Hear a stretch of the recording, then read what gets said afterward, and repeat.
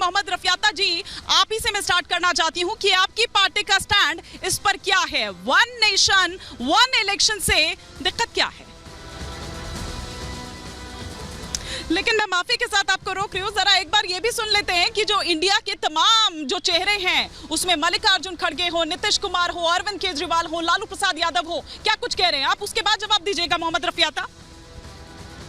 तो आप अच्छी तरह जान लीजिए कि अब इसी का नतीजा होगा कि अभी जो केंद्र में हैं अब वो हारेंगे, अब वो जाएंगे, ये पक्का जान लीजिए। अब कोई ठिकाना नहीं है, चुनाव समय के पहले भी हो सकता है, कोई ठीक नहीं है, इसलिए हम लोगों को भी तो अलर्ट रहना पड़ेगा।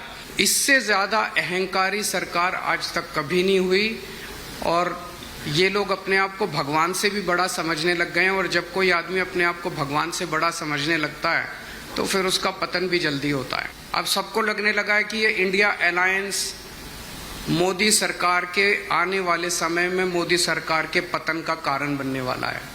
तो बहुत बड़ी बड़ी ताकतें इस इंडिया अलायंस को तोड़ने में लगेंगी।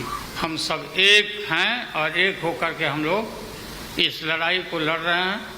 हम लोग सब लोग सफल होंगे, कोई दिक्कत कठिनाई नहीं होगी, कहीं कोई हर्डल नहीं होगा।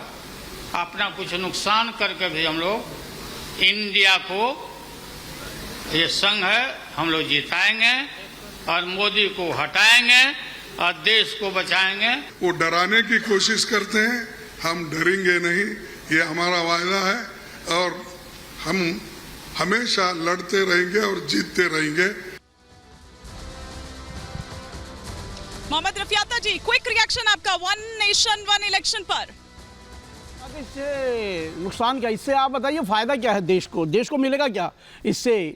जहाँ तक हमें नज़र आता है, सरकार जो आज जो गठबंधन की हमारी मीटिंग हुई है, इंडिया की मीटिंग हुई है, इंडिया गठबंधन की मीटिंग हुई है, आप जिसे INDIA कहते हैं, हम कहेंगे वो इंडिया है क्योंकि सारे इकट्ठे होकर वो बैठे हैं वहाँ और उसी से डरे हुए हैं। दरअसल सरकार अपनी हार सामने देख के वो एक फिर नैरेटिव चलाना चाहती है क्योंकि ये नैरेटिव की सरकार है। देखिएगा, पहले मेरी बात सुनिए। कपिल सिब्बल के पहुंच जाने से नाराजगी दिखाई दे रही है वहां पर। हिमानी बात तो पूरी होने दीजिए ना। मैं तो बस आपकी जानकारी के लिए बता रही हूं। इतनी जल्दी का है आपको इतनी जल्दी का है, बात पूरी सुनिए ना, उसके बाद आप करिए ना।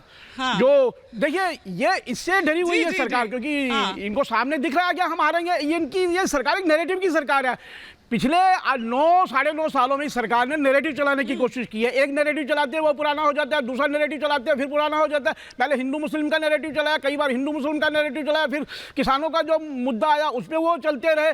ऐसे ये नैरेटिव की सरकार है। और दूसरा, ये सरकार निरंकुशता के ऐसे है, वो देखते कि दम है उनमें कि मैं हूँ और कोई है ही नहीं। आप एक बताइए, आप चुनाव सुधार चाहते हैं तो आप बैठ के बात करिए ना भाई सबसे।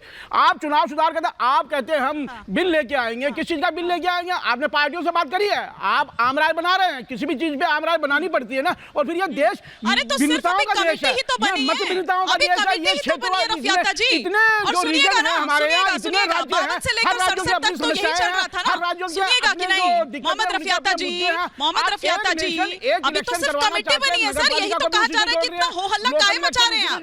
या दरअसल इस खबर के आने से जो कवायद आप लोग यहाँ मुंबई में कर रहे थे, उस कवायद को दरअसल सेंध लग जाएगी। वो कवायद जो आप कर रहे थे उसका कोई मतलब नहीं रह जाएगा। अपने मुद्दों पे लड़ा जाएगा और यही कारण है कि बैठक तो किसी और मुद्दे पर होती है चर्चा के लिए यहाँ पर, लेकिन मुद्दा ही बदल जाता है इसके बाद। एक नेशन, बिल्कुल हमारा एक नेशन है, लेकिन ये हमारा जो गणराज्य है, संघ गणराज्य है, इसमें कितने प्रदेश हैं, कितने प्रदेश, सब प्रदेशों की अपनी समस्याएं, अपने मुद्दे हैं। आप कैसे एक मुद्दे पर चुनाव कर सकते हैं? एक नेशन, एक देश, समस्याएं तो और भी बहुत है, सुधार के लिए और भी कई चीजें हैं। राखी राठौर जी, कैसे आप ऐसे कर लेते हैं? एक के बाद एक मुंह फोड़ते रहते हैं, आप बॉम्बार्डमेंट करते रहते हैं, डिरेल कर देते हैं विपक्ष की बैठक यहाँ मुंबई में हो रही होती है। टाइमिंग को लेकर सवाल उठाए जा रहे हैं राखी जी।